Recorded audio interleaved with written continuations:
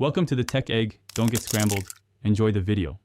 In this video, I will explain how to lower your Audi Q7 air suspension. We'll cover the benefits and different methods available to achieve a custom look and feel.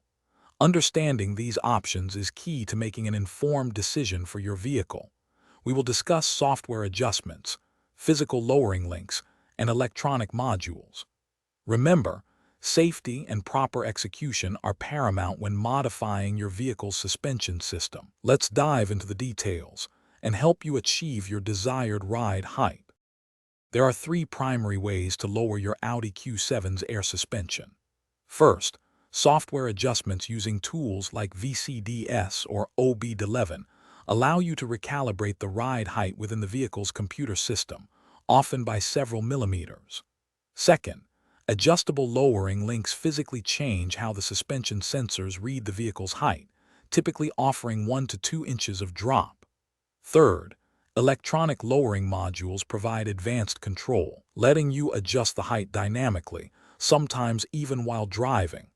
Each method has unique advantages. To lower your Q7 using software, first connect your diagnostic tool to the OBD-ROMAN2 port. Next, access the air suspension control module, typically found at address 34. Within the adaptation channels, you will find the ride height values for each wheel. Carefully input your desired lower measurements, often in millimeters, ensuring consistency across all 4 corners. After saving these changes, perform a basic settings reset and thoroughly test the new ride height.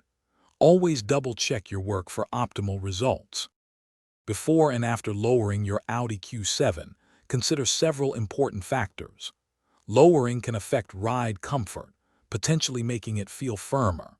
It is absolutely crucial to get a professional wheel alignment after any suspension modification to prevent premature tire wear and ensure safe handling. Also, be mindful of how aftermarket modifications might impact your vehicle's warranty.